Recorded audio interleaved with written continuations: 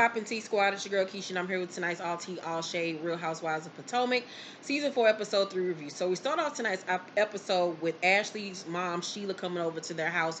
She has not been over there in quite a while, ever since, the rift between her and Michael last year with the money issues and everything. So she comes over. Michael is in the other room exercising, and they discuss her brother Lump's remission and his birthday. So Ashley and Michael are going to throw him a birthday party, and Ashley's kind of nervous because last season she had that conversation that she filmed with Uncle Lump where he was basically saying Michael was full of shit and he just wanted a trophy wife. So she don't know how things are going to play out between Uncle Lump and Michael when they see each other. So then Michael comes out and he hugs Sheila, and Ashley's just so overwrought with emotions that she starts to cry because the rift between her family and him has really weighed on her. So it's just a really nice moment for Ashley. Then we go to Karen and Ray go to pick out headstones for her parents. That's just horrific for your parents to die 7 months apart from each other. So no matter how old or young you are, it still affects you the same. So I know that she's struggling with that, and I feel so bad for Karen. But we learn in this process that Ray is only 2 years younger than her father.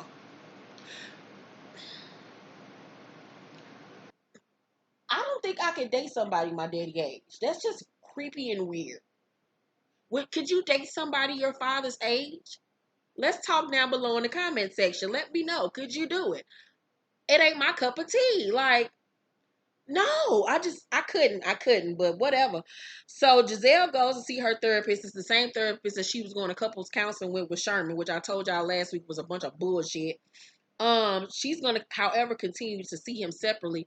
She tells the therapist about everything that happened with Sherman, about him, standing her up for the wedding and everything after they had discussed it in couples therapy. The therapist tells her, that she's emotionally unconnected and she needs to be aware more of her emotions. And it seems to me that from what we saw in tonight's episode, that Gizelle is one of those people who, as soon as she sees the sign of trouble, she just immediately shuts down and cut people off. And I think that's to protect herself and preserve her feelings based off everything she went through with Jamal Bryant, with him cheating on her and stuff. So she just sees red flags and she runs, which is a good thing and it's a bad thing. So I understood where the therapist was coming from with her. So Gizelle then meets up with Crazy Katie from season 1. Katie is television gold, but that bitch is a nut. So she walked in with this scarf draped over her head, talking about something. It's in recognition of an Indian summer or some bullshit. She just looks a mess. She looks sweaty and dank, and it's just the scarf on her head just looked stupid. Her hair wasn't done. She just disheveled all over the place. She's still the same old crazy ass Katie. Great for television. Once again, I want her to get her whatever Potomac hold. She need whatever that they hold back. A fish, catfish, whatever they hold as they little symbol. She need it back. Uh, so Gizelle meets up with her because she wants to work on not cutting people off and learn how to forgive and forget. When Katie was on the show, they did not get along at all. So we find out that Katie is dating a 26-year-old man, and I say that loosely, who don't work, ain't helping her out. I was like, this bitch ain't learned shit. The dick couldn't even be that damn good. Girl, you too goddamn old. So Gizelle invites her to Uncle Lump's birthday party. Robyn still don't have that house that she's renovated with her mama done. It was supposed to be done like 4 or 5 months. It's 8 months later. She's just horrible in business. She's horrible. She should not ever do anything business wise.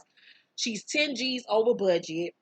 And there's a possibility now that she won't even break even. But she ain't told Juan this. Once again, this is the reason why y'all marriage went down the toilet, because you lost all y'all fucking money.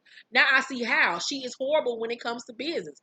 Like, just hurry up and get this motherfucker done and just go somewhere and sit the fuck down, Robyn. Oh my God, if Robyn ain't Robyn from Waiting to Exhale, like, Jesus Christ.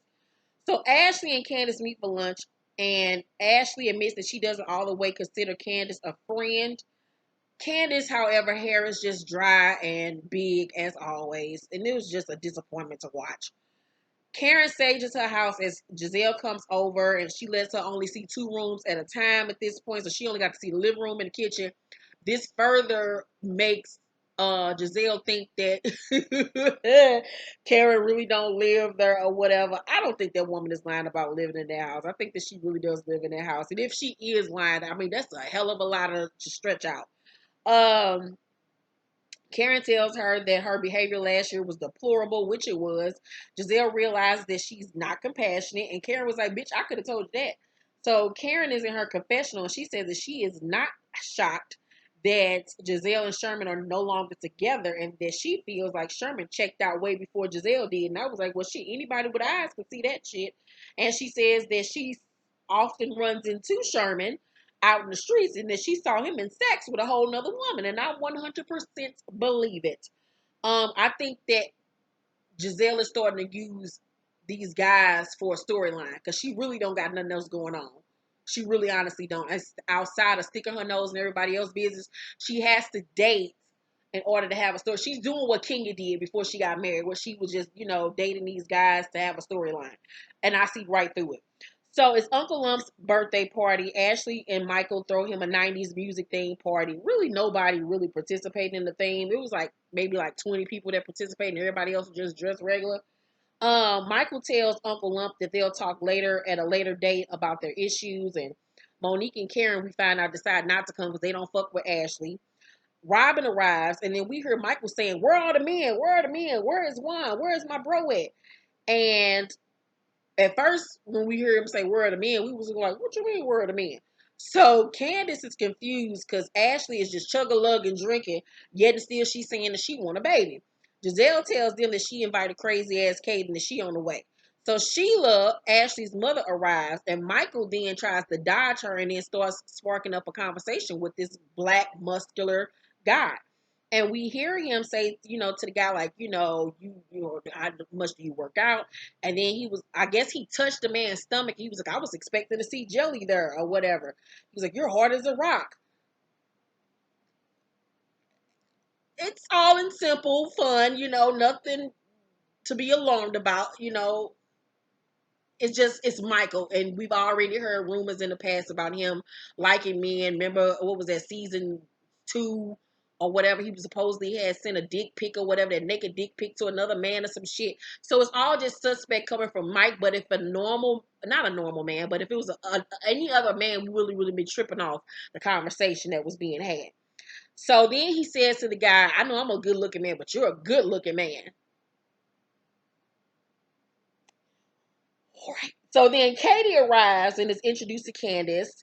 And she tells Candiace, congratulations on your wedding. How long ago was it? She was like, about 4 or 5 days ago. She was like, I wish I would have met you 4 or 5 days ago, because I would have told you don't do it. And everybody was like, well, damn, bitch. And then she had to come back and clear it up. And she was like, no disrespect to you. It's just my prerogative, whatever. But congratulations, girl. And I was like, just stick my foot in your mouth. So then Michael tells Uncle Lump that their past issues aren't important anymore, which makes Ashley very happy. So everybody's dancing and drinking and having a good time. And we fast forward 4 hours later, everybody is drunk as a motherfucking skunk. Robyn is in her confessional talking about how drunk they were, how the party didn't end until like 3 or 4 o'clock in the morning. And she took all these random videos that she don't even remember taking. And then she heard out of Michael's mouth him say, yeah, I would suck his dick. What, sir? So then we heard Michael say to the producers, I don't think my microphone was working all night. Producers say, yeah, I didn't hear anything. And then Michael says, thank God, because I might have said something I might regret. And the episode goes off. Do I think that Michael is gay? Yes. Very much so. I think that he's bisexual. Um, which is obviously nothing wrong with it. I just want him to live in his truth and be truthful to Ashley. Ashley is in fucking denial. I think that Ashley knows the truth and she's choosing not to deal with it or see it because she's in it for the bag and for the money. She didn't secure this bag with this baby. So I feel like as soon as she had this baby, now that she secured the bag that way with Michael, she'll leave. I don't really see her sticking it out. I can't remember if she signed that prenuptial agreement thing that, yeah, she did sign the last season that she 5 more years or something like that they can renegotiate or some shit. But I don't see her stretching out for 5 more years. She gonna get something in the settlement and then child support, and now she got this show, and she'll be on her way. But Ashley know what's up. She ain't no fucking fool. Um, it's a mess, child. I can't wait to see how this shit is gonna unfold, how the season is gonna unfold. Let's talk down below. What y'all think about Michael, child? Make sure to thumbs up this video, like and subscribe. And if you have a question for Since You Asked, please email us at since1@gmail.com. I love you guys. Thank you for watching this video. See you on the next one. Bye.